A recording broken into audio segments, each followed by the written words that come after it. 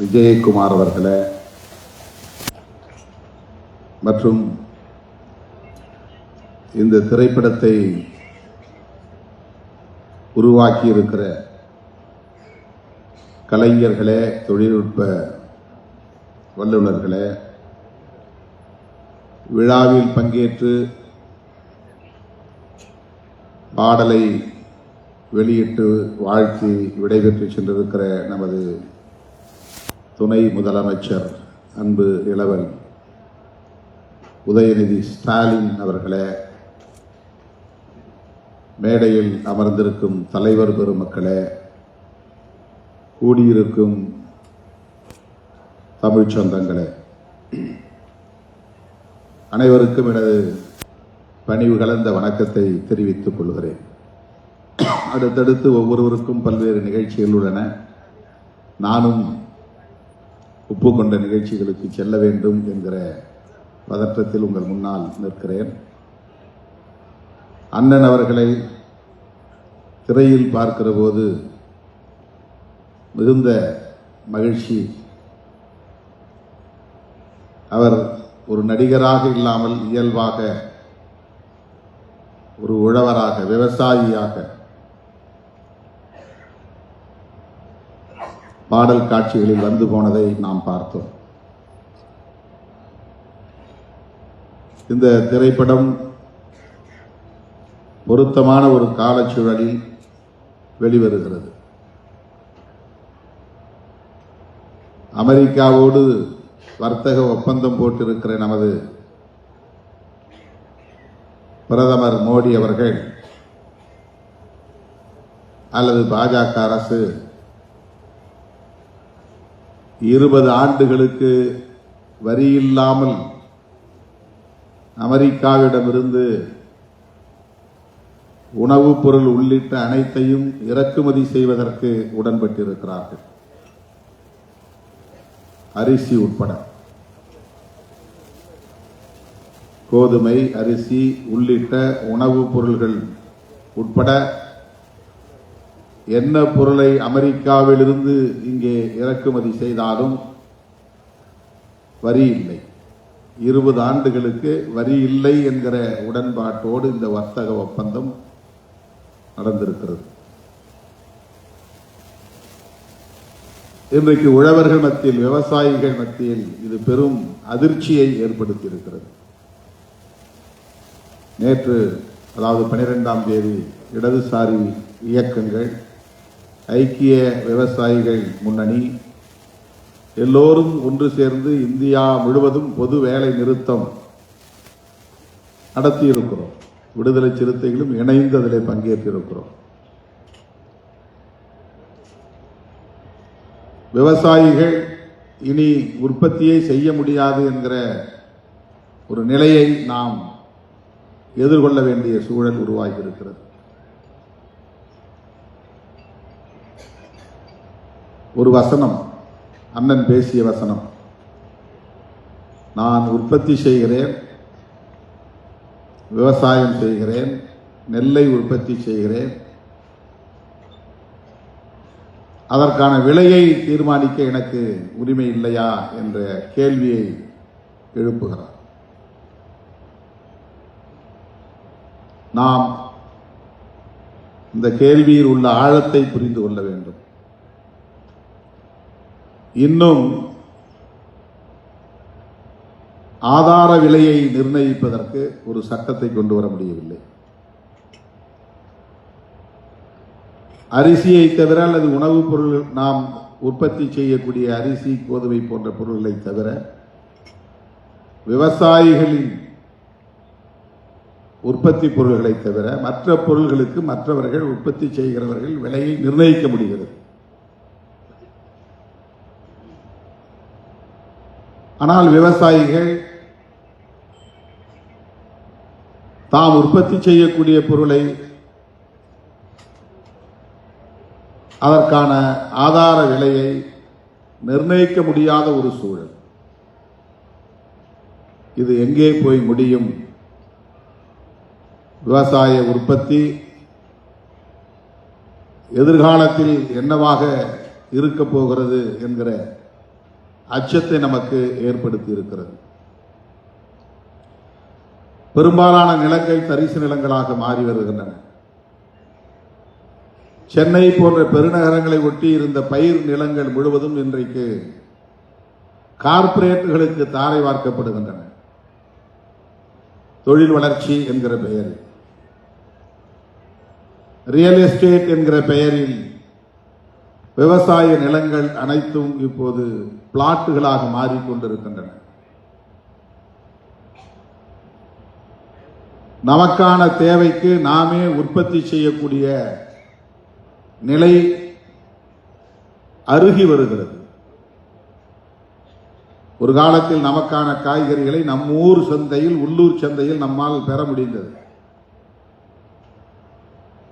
கம்பு, சோளம், வரகு போன்ற நமக்கான தானியங்களை நம்மால் உற்பத்தி செய்ய முடிந்தது.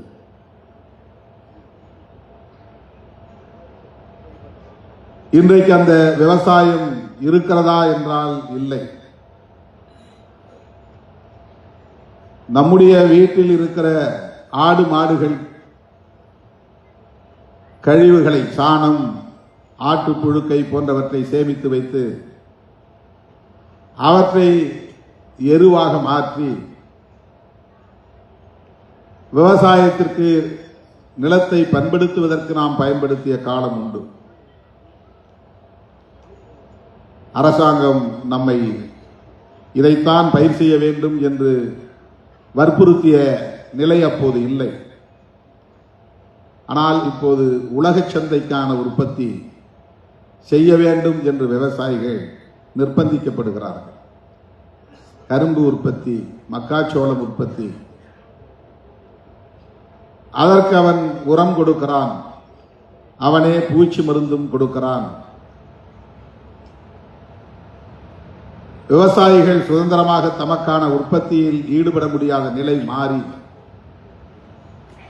இப்போது அந்த உற்பத்தியையும், அதாவது உலக சந்தைக்கான உற்பத்தியையும் அவன் விரும்புகிறபடி மாற்றி அமைத்துக் கொண்டிருக்கிறான். அதிலும் இப்போது விவசாயிகளுக்கான சுதந்திரம் இல்லை. நிலங்கள் பறிபோய்க் கொண்டிருக்கின்றன. கோடிக்கணக்கான மக்கள் நிலமற்ற விவசாய கூலி தொழிலாளர்களாக இருக்கிறார்கள். விவசாயிகள் வேறு, விவசாய கூலி தொழிலாளர்கள் வேறு. விவசாய கூலிகளுக்கு நிலம் வேண்டும் என்று போராடிய காலம் போய் இப்போது விவசாயத்திற்கே நிலமில்லாத சூழல் ஏற்பட்டுக் கொண்டிருக்கிறது என்கிற ஆபத்து நம்மை சூழ்ந்திருக்கிறது. இந்த நிலையில்தான் நெல் உற்பத்தி, அரிசி போன்றவற்றை குறித்து நாம் இங்கே பேசிக் கொண்டிருக்கிறோம்.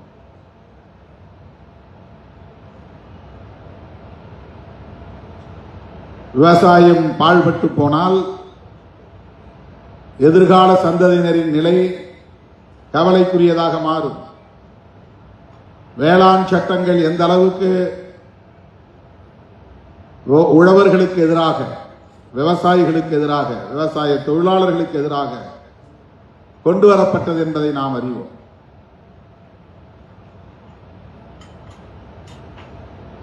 டெல்லியை சுற்றியுள்ள மாநிலங்களை சார்ந்த விவசாய பெருங்குடி மக்கள், குறிப்பாக இடதுசாரி அரசியலால் ஈர்க்க பெற்ற விவசாய இயக்கங்கள் தான் உறுதியாக நின்று போராடி, ஓராண்டுக்கு மேலாக தொடர்ந்து போராடி அந்த சட்டங்களை திரும்ப பெற வைக்கக்கூடிய சூழல் அரசியல் நிர்பந்தத்தின் காரணமாக உருவானது. பஞ்சாப், ஹரியானா போன்ற மாநிலங்களுக்கு அப்போது சட்டமன்ற பொது தேர்தல் வராமல் இருந்திருந்தால் கூட இந்த சட்டங்களை அவர்கள் திரும்ப பெற்றிருக்க மாட்டார்கள். ஆனால் விவசாய சட்டங்களை திரும்ப பெற்ற அரசு தொழிலாளர்களுக்கான சட்டங்களை, தொகுப்பு சட்டங்களை இன்னும் திரும்ப பெறவில்லை. 44 சட்டங்கள் இருந்தன, அவற்றை எல்லாம் 4 சட்டங்களாக தொகுத்து விட்டார்கள். தொழிலாளர்கள் சங்கம் அமைக்க முடியாத நிலை, தங்களுக்கான ஊதியத்தை, கூலியை கோரிக்கைகளாக வைக்க முடியாத நிலை, இதுவெல்லாம் எங்கே போய் முடியும் என்று கவலை அதிகரிக்கிறது. இப்படிப்பட்ட ஒரு சூழலில் ஒரு இடதுசாரி இயக்கத்தின் தலைவர் மக்களோடு மக்களாக களத்தில் நின்று போராடி அந்த மக்களுக்காக தன் வாழ்வை ஒப்படைத்துக் கொண்ட ஒரு தலைவர் இன்றைக்கு திரைத்துறையிலே தோன்றியிருக்கிறார். ஒரு நாயகனாக பாத்திரமேற்றிருக்கிறார் என்பது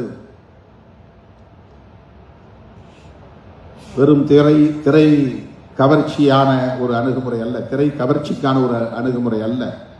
அதிலும் ஒரு அரசியல், நமக்கான அரசியல், இடதுசாரி அரசியல் விவாதிக்கப்படுவதற்கான தேவையை உணர்ந்து அவர் அதில் அடியெடுத்து வைத்திருக்கிறார் என்று நான் நம்புகிறேன். சமுத்திரக்கனி அவர்கள் பேசியதைப் போல இடதுசாரிகள் கலைத்துறையை நல்ல முறையில் பயன்படுத்திக் கொள்ள வேண்டும் என்பதை நான் வழிமொழிகிறேன். இன்னும் அதிலே தீவிரம் காட்ட வேண்டிய தேவை இருக்கிறது.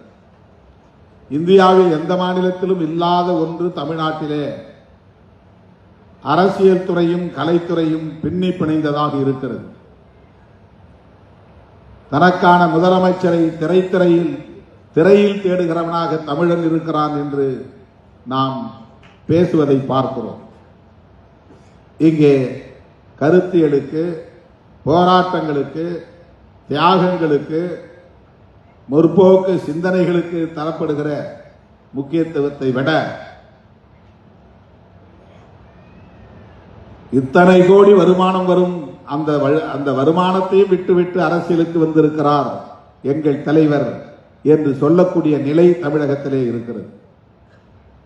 திரைப்படத்துறையிலே வருமானத்தை விட்டுவிட்டு அரசியலுக்கு வந்து விட்டார். ஆகவே அவரை முதலமைச்சராக்க வேண்டும்.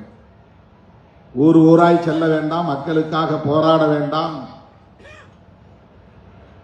வழக்குகளை சுமக்க வேண்டாம், தடியடி வாங்க வேண்டாம், சிறைச்சாலை செல்ல வேண்டாம், ஈகம் எதுவும் செய்ய வேண்டாம். திரையில் தோன்றினால் தமிழ்நாட்டின் முதலமைச்சராகிவிட முடியும். இது இந்தியாவில் எந்த மாநிலத்திலும் இல்லாத ஒரு நிலை.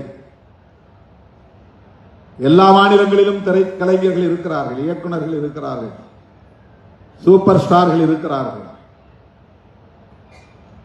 அமிதாப் பச்சன் இந்தியாவிலேயே ஒரு புகழ்பெற்ற சூப்பர் ஸ்டார் தான். ஆனால் அவர் முதலமைச்சராக ஆசைப்பட்டதில்லை. கேரளாவிலே அப்படி பல சூப்பர் ஸ்டார்கள் உண்டு, மம்முட்டி போன்றவர்கள். அவர்கள் முதலமைச்சராக ஆசைப்பட்டதில்லை. ஆந்திராவிலும் உண்டு, கர்நாடகாவிலும் உண்டு. ஆனால் இந்தியாவில் மட்டும்தான் ஒரு படத்தில் நடித்தால் போதும் அடுத்து முதலமைச்சராகலாம் என்கிற நிலை. ஜனநாயகத்தில் எல்லோருக்கும் அந்த உரிமை உண்டு, நாம் அதை மறுக்கவில்லை.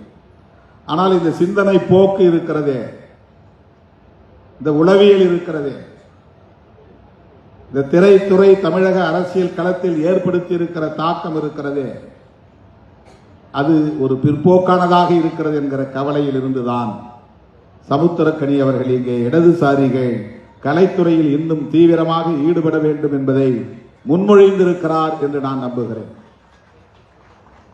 பல தோழர்கள் இன்றைக்கு இடதுசாரி சிந்தனை உள்ளவர்கள் திரைத்துறையில் இருக்கிறார்கள். அவர்கள் கம்யூனிஸ்ட் கட்சிகளில் இல்லாமல் இருக்கலாம், சிபிஐ சிபிஎம் போன்ற கட்சிகளை சார்ந்தவர்களாக இல்லாமல் இருக்கலாம். ஆனால் நமக்கு இருக்கிற பெரிய ஆறுதல் திரைத்துறையில் கலைத்துறையில் இடதுசாரி சிந்தனை உள்ளவர்கள் இருக்கிறார்கள் என்கிற அந்த நம்பிக்கை தான். தோழர்களே, இன்றைக்கு வலதுசாரிகளின் அரசியல் மேலோங்கி இருக்கிறது.